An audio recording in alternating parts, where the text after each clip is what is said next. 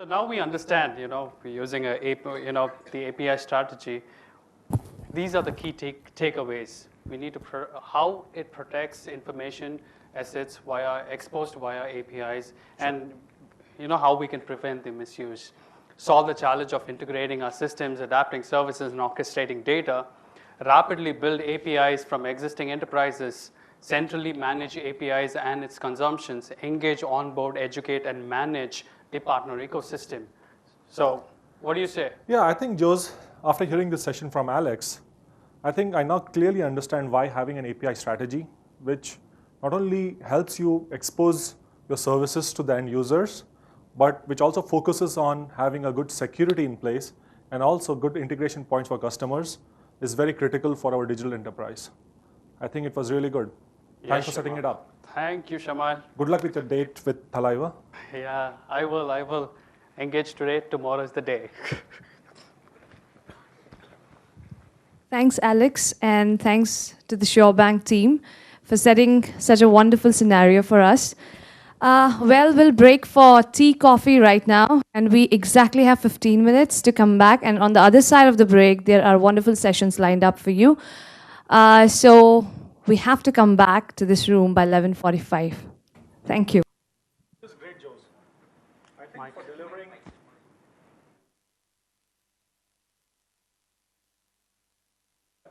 So I think for delivering Project Unicorn, we now know that we need to follow an agile approach and also combine it with a robust API strategy. True, Shamal. Now we get into the actual development territory. Considering we are living in an application economy and Project Unicorn is very critical for us, more than being critical, we don't have time to deliver it. Just 2 months. We need to develop a high quality application so that it gets marketed faster and we are still in the competition.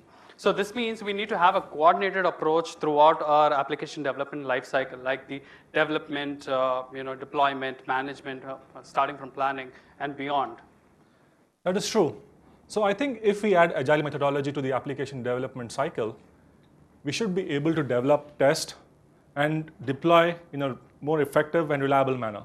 Yes, boss. We can do that. But frankly, Shamal, you know, and I also know that our processes are outdated, don't you think? Really? Why do you think so?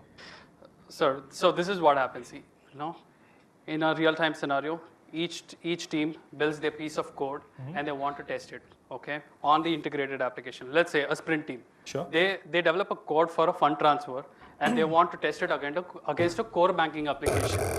Now, this means we need to always have an environment which is always available mode for testing purposes, and we don't have so much time and we don't have dedicated systems to keep these systems always available.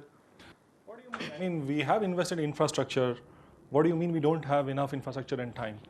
So that's what is the scenario, sir. We need to start building a lot of instances, lot of integrated applications, always available. That's what I'm trying to say. Yeah. So adding to this, we getting the production quality test data onto the production, is again a big challenge. Do you remember the last time the incident, our corporate customer transactions was impacted? Absolutely. My God, it was a nightmare, sir. The actual problem here was the use cases which caused the problem were not tested at all. I managed, to get the situation in control. Customers are okay, but I don't want to go through the CEO. Itni si rehti, sir, wo CEO, gala kaat deti. And for this purpose, I want to have the whole testing process, transformed. Wow. Yeah, I think point taken. So I think, but once we start releasing more often, I see more challenges over there. What challenges? So I think what's going to happen is that, with a lot of Scrum teams writing code in smaller phases and then deploying them together, I see that we'll be having a lot of deliverables ready. And I'm not sure if our release mechanism, has that capability to scale up. So I see a chance for a bottleneck over there. So I remember a term, I think continuous delivery and release management from a session we had yesterday. So do you know how we can achieve true effectiveness of continuous delivery? I do, sir, I do. But, point taken on all what you said. But to understand more better, I have Pratik Singh from CA Technology. He's the principal consultant, and he can help us through the whole phase. Well, I love it when you guys are prepared. So let's hear from Pratik. Yeah, I hope Pratik is prepared. Thanks, Shamail and Jose, for opening this session for us. So, our next speaker, as they said, is Pratik Singh, Principal Consultant, DevOps, Continuous Delivery, CA Technologies. Pratik Singh is the DevOps advocate and evangelist at CA Technologies. In this role, Pratik has had a consultative approach and helped organizations in the Asia Pacific transform their SDLC and software delivery assembly line. Pratik, being a trusted advisor, has enabled digital transformation through continuous delivery, continuous integration, service virtualization, API testing, and management domains integrate and transform customers' business. So let's hear it for Pratik. Pleasure to be here, as always. Good morning, everyone. I'm Pratik Singh, and I'll just take this conversation along as to how can we address SureBank's challenges that they've talked about. 3 use cases that they've talked about, and how we can correlate it with the challenges that are happening in your organization as well. Sorry, audible? Okay. Better? Okay, perfect. Okay, so let's kind of take a step back and really understand why SureBank is going through so much of disruption. For that matter, and this really correlates to yesterday's talk that Kapil gave, right? Digital transformation that's happening, and it's happening across multiple industries.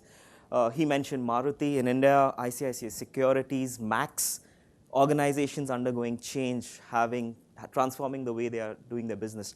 So it becomes imperative for all organizations to transform themselves digitally, and essentially every company becomes what we call as a software company in the application-driven economy. Okay, so let's take a step back and really see what are the challenges faced by SureBank and why digital transformation is such a big challenge for them. So as we see, it depends on the maturity curve where SureBank really is right now. So possibly it's over here, where they feel they have multiple offline touch points, and they feel that they are able to touch every customer, which is not really true. They need to go beyond online banking, talk about loyalty, integrate with so many other providers, the reward points. All of that is something which needs to be addressed as well. Address something like P2P mobile payments. I think Sunil had talked about this as well yesterday evening. So that's really why SureBank is looking at transforming the way they do their business. So before I go forward, do you really think that banking is the only industry that's undergoing some change? Yeah, absolutely. It's not the only industry. Have you all heard of the Dollar Shaving Club? Anyone? Yep. You guys should go out more often. So, but why I want to talk about Dollar Shaving Club is it just got acquired by Unilever. They changed the way people buy shaving blades. So you could go for a subscription for $1 every month. You would get shaving blades, right? Because they wear out very quickly. And they got acquired by Unilever probably just a week back for $1 billion. That's a traditional model being disrupted by online, by e-commerce, and it's being enfolded back by a conventional player, right? In this case, it's Unilever itself. So it's digital transformation is not just for banking. It cuts across all industries, right? Okay, so coming back to the context as to why SureBank really needs to change, because they see that there are a lot of issues that are impacting SureBank. They want to release faster. They have started using the agile methodology, but they realize something like the test, their testing effort is something which is proving to be a major constraint for them. Right? They're unable to release the product early. How many of you all have heard of the book Continuous Delivery, and read it? Okay, not you. So what Continuous Delivery really stresses upon, and it's really a good book. You really should read it. And it essentially follows from what the Agile Manifesto was, right? How fast can I move a product into the hands of my customer? That's really what continuous delivery is all about. And the reason it's important is because you have an idea, you need to take it into your data center, right? Into production. That's where, when it gets business value, that's where you get dollars out of that particular idea. Until then, if it's all over here, it's useless. It's not getting you revenue, okay? So that's really important, and continuous delivery really helps us over there. So this is what SureBank was talking about, and what we are trying to address. And these are the 3 issues that SureBank talked about. They said that we are having challenges setting up environments. They said that they wanted to do testing for the mobile and internet banking, yet core banking is not accessible all the time. That's a major challenge. They want to do a lot of release automation, deployment, reduce the error, reduce the effort that takes to do deployments. That's again a challenge for them. And they do not have the right test data all the time. That's again a very, very major challenge. Now, these are the 3 challenges that SureBank was talking about. But guess what?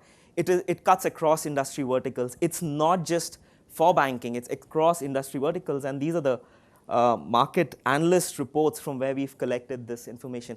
This is something which is common to every one of us. It's common to every other organization, right? Irrespective of whether it's into banking, telecom, if it's even in the government services as well.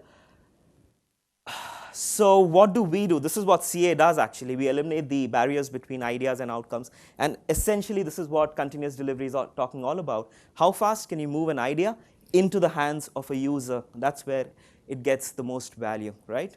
So we eliminate the barriers between ideas and outcomes. And how do we really do that?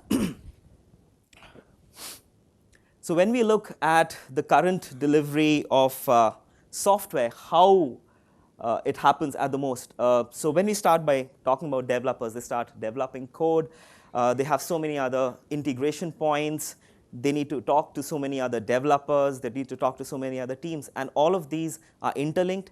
Yet you realize that your own schedules, your own deadlines are not progressing forward simply because you're dependent on someone else. So that's a major issue that you have. When it comes to the testing and when it comes to the testers, they have challenges, again, around a whole lot of rework that needs to be done simply because probably the requirements were not translated well enough.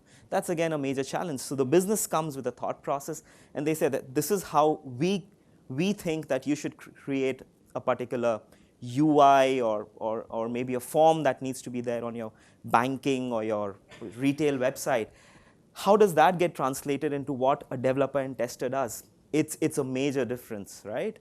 So that's, again, something that we try to solve over here.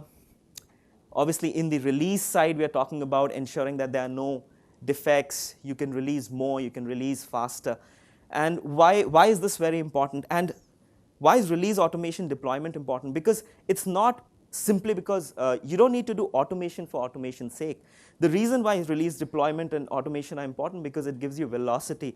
It means you can fail faster. Right? Again, that's something that came out from the Agile Manifesto as well as Continuous Delivery, the book.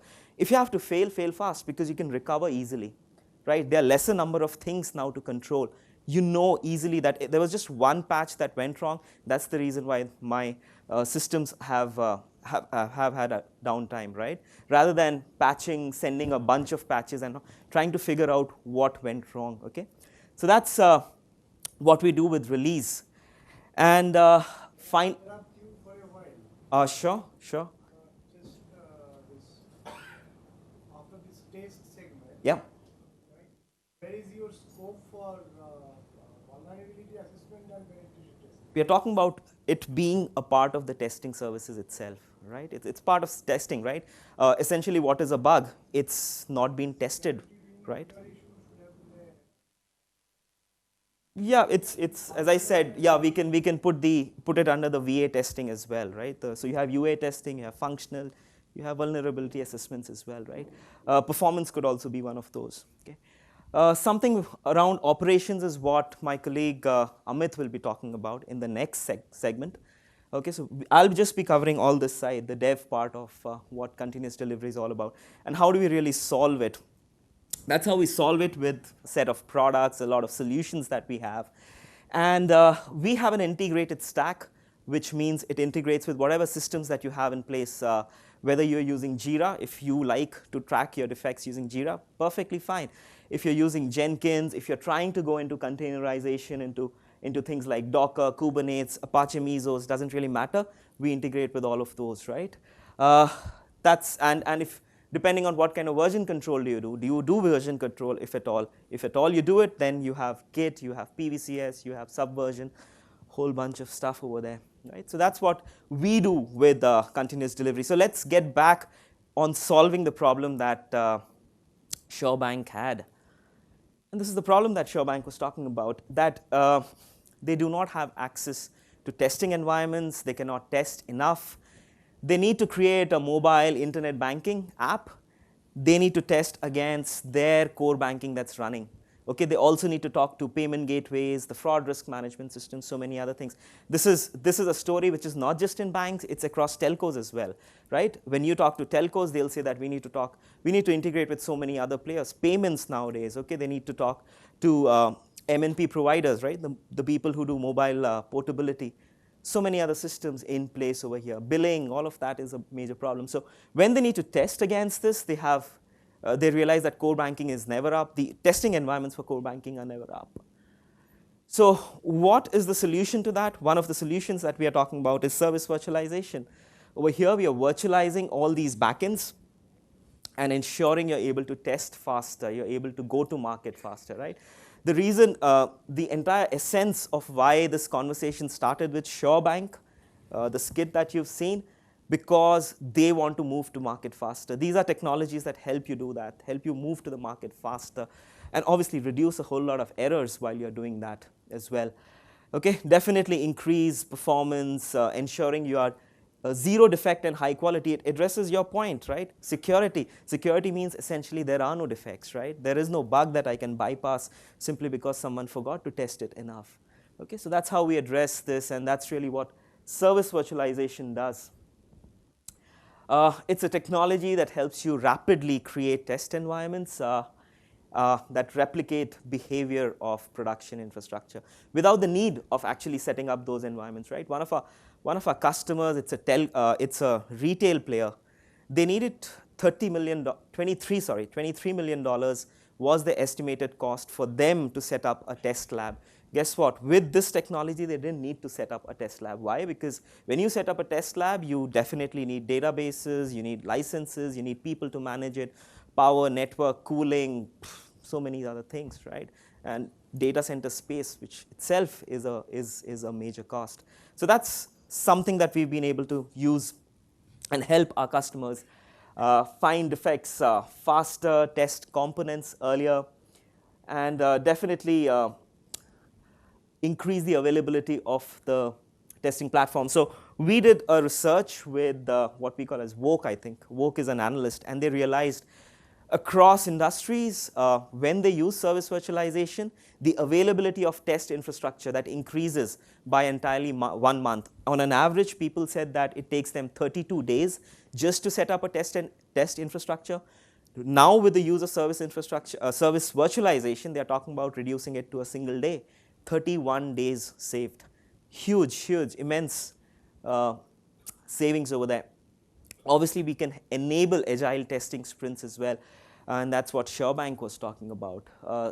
We've already covered the infrastructure cost and cut overall development cycle by 66%. We have more metrics for this particular customer. We'll address that. Again, the retail space, okay? That's what Auto Traders says as well. So moving ahead, let's see what the second use case of SureBank was. And they did not have test data. They could not test adequately. The test coverage was 10, 15, 20, 25% maybe, not 100%.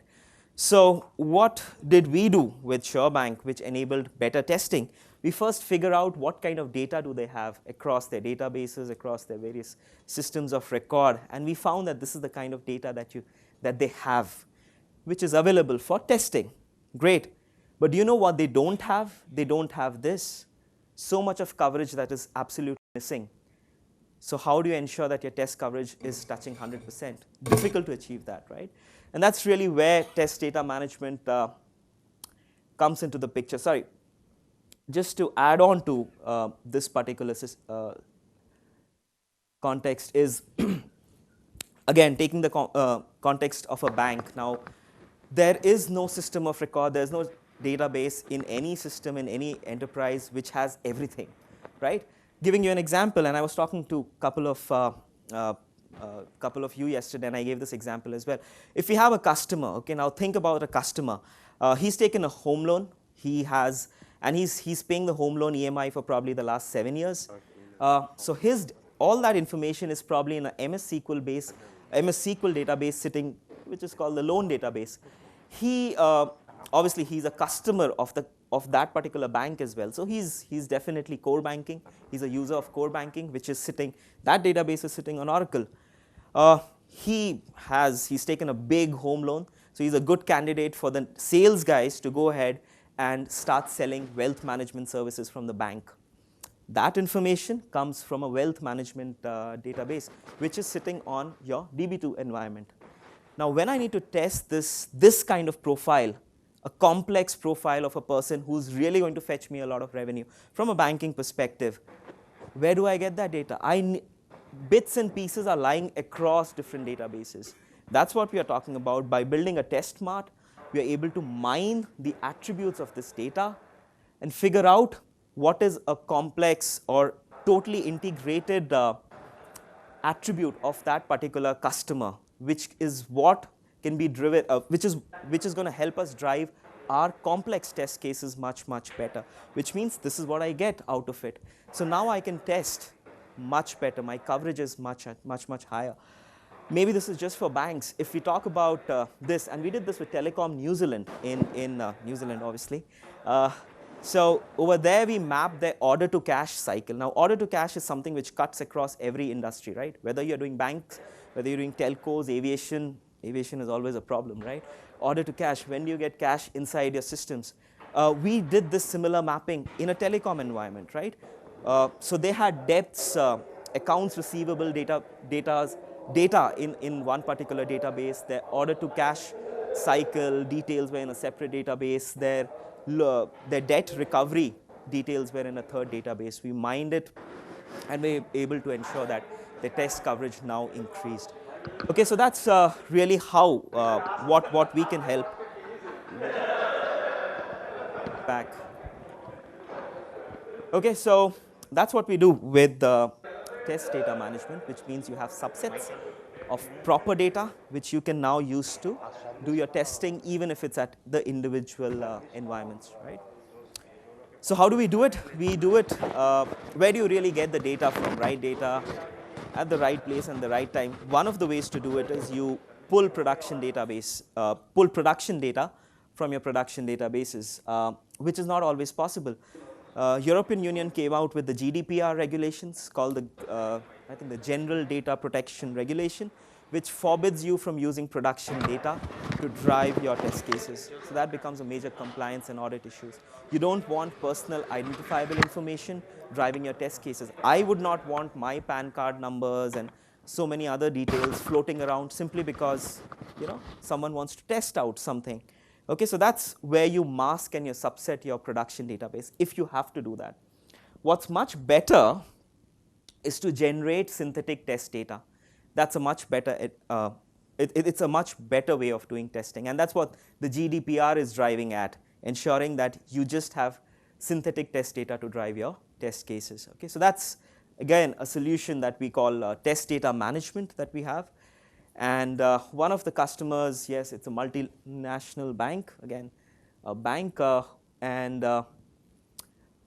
we were the only ones who could do masking, subsetting, and test data generation over there. Okay, and 60% increase in test data quality. Again, we have much more metrics in a further slide ahead.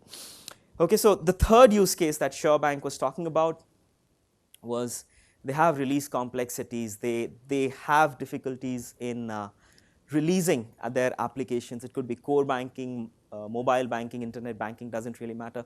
Why? Because as all of you who've ever done a release, no one really has a clue what artifacts go into a release, right? We are trying to figure out, we have to go through documents, Word document, we bring someone on a phone call or a conference call, or we try to go through our emails and figure out where do I place my jar file, where do I need to Is it an exploded application? So do I need to deploy a WAR file, or do I need to explode it as an application? All of these are major challenges that we have. Where do I do a deployment? Do I do it in a dev environment, UAT, test? These are again some challenges that we have. That's something which SureBank is also talking about. Okay, so what they want to track is what is going on, how is it being deployed, right? Are we following a standardized process? Now, one of the important reasons for having something like release deployment, release automation is it standardizes the way you interact with all your systems. So whether it's a core banking which is running on WebLogic, WebSphere, Oracle, it doesn't really matter, because all of these interactions with these different technologies is now standardized. It's very, very useful. And once you standardize, that's where you get the velocity of really your releases. Okay? And that's how you address the biggest challenge that is facing SureBank, which is time to market. Okay? That's really how you get velocity. Yes, and can they provision and decommission on demand? And they want to manage a lot of hundreds of distinct applications. I'll tell you which customer does this. Actually, it's not 30, it's gone to almost 40 or 60,000 deployments in a month on their core banking, internet, and Calypso applications. It's a bank. It does 60,000 deployments in a month, obviously across all these environments. Okay, so that's how release automation can address this challenge for SureBank, and also address who and when did a deployment. This is very critical in banks. Why? Because you need audit, you need compliances. Every probably quarterly, there's an audit report that comes out in which they're talking about why did you do a certain deployment, what are the artifacts that are there. We need to really track that. So what's the technology that we are helping them with? Guess what? It's called release automation. Okay, ING is the bank that I was talking about, right? They did a few deployments, and we helped them scale up to 60,000 deployments per month. And remember, it's a bank. It's on their core banking, internet, and Calypso, 3 applications that we are helping them scale with. Reducing the cost of human error.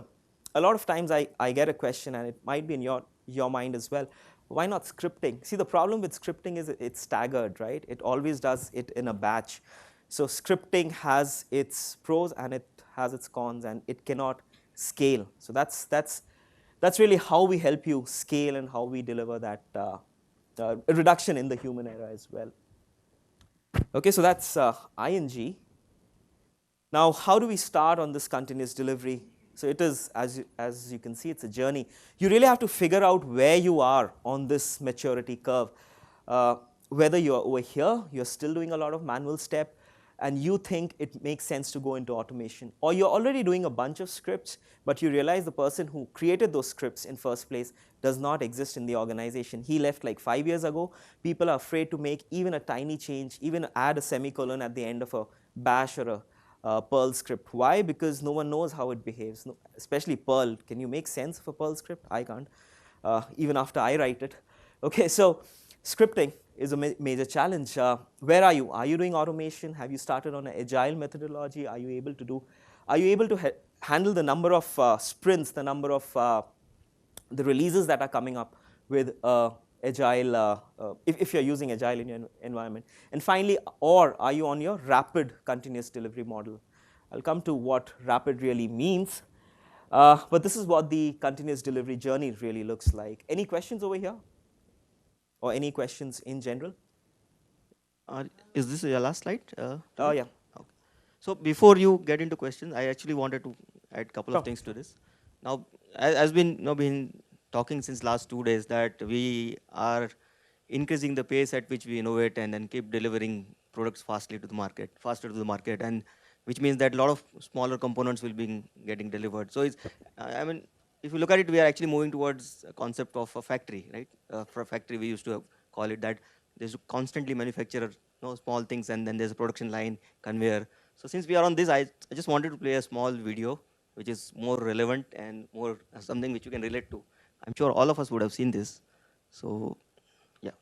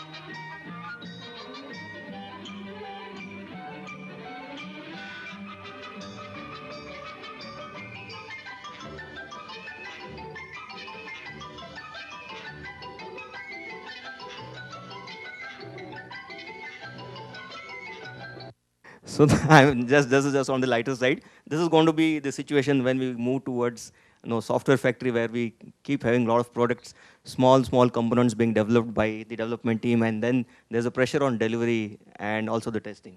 So over to you. Yeah. You. Flip. Okay, thanks. Thanks for bringing that up as well, Jigu, around the software factory. Okay, finally I was promising some metrics and some hard facts around what we've done with customers, and these are the customers that we have: ING, Nordstorm, retail customer. Really strong metrics, how we've helped them reduce their time to market, how we've ensured that the quality has increased, and also ensured that they're able to improve their customer experience, okay, with these three technologies: service virtualization, test data management, and service virtualization. Any questions again over here? No? So finally, what kind of continuous delivery framework would you need? You would need one which can help you really innovate faster, right? Ensure that you have release planning and orchestration. You have agile testing. You can provision data on demand. Definitely an integrated system, ecosystem, and feedback. This becomes very important. And Amit, in the next segment, is also going to talk about feedback mechanisms, the loops, closing the loops. That becomes very, very powerful and very important in a continuous delivery scenario. And finally, you can ensure that you're able to deploy your simulated environments. So that's how you can address your challenges in your software factory, in your software delivery pipeline with continuous delivery, right? Thanks a lot. Any questions till we move? Definitely. Yeah. I'm going to go up, summarize this. Right now, or can we take it offline? Yeah, we can take it offline, right? I can definitely show you what the metrics are from that. ING has evangelized their adoption of continuous delivery and release automation, for that matter, a lot. So there are a lot of metrics over there. So I can definitely share a lot of them. Yeah. Right. Correct. Right. So definitely I can show that to you. So they've been a speaker at CA World, so they've shared their journey and they've shared what are the metrics. So these metrics that I was talking about really came from ING themselves, right? Any other question? Yeah. That's fine. There is a production environment that is also usually physically separate from the staging environment. But what exactly did you mean by the pre-production environment? How do you simulate the production environment, a production code in the production environment, or you simulate the production code in the test environment? So we simulate the behavior of the backend service, right? To give you a simple example, you are trying to create an API and you're exposing that API to the external world, right? But you would not want probably to expose a live API or something, so we virtualize that particular API. Simple, what kind of calls do you make? You might ask for balance inquiry, do I have enough balance? Do I have enough, can I do a fund transfer? These are nothing but calls, right? Writing over XML, writing over SOAP, REST, JSON, whatever the case may be. So we're just mocking the behavior of the backend service over here. So how do you arrange the mocking? That's what I'm saying. With your customer or? No, so there are 4 or 5 ways in which we really create those simulated environments. One of the ways is we create a virtual service out of from scratch, really, from the specifications that have been given by the architect. Or it could be we do a recording of the traffic that is between the system under test and the backend system. We can do a recording over there. We can do it from WSDLs if you have RAMLs, WSDL, WADLs, depending on what kind of files you have. Okay. A lot of people give request response pairs, so we can do it through that as well. So it just depends on what access you have at that particular time. Yeah. Thank you. How do you generate the synthetic test data actually through tools? Yeah, it's a product that allows you to generate synthetic test data, figure out what kind of relationships you have between different sets of data, and then create test data. Okay, thank you. Sure, thank you. Any other questions? No? Okay, thank you.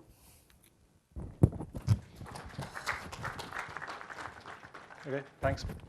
Thank I you. think it was really Pleasure. informative.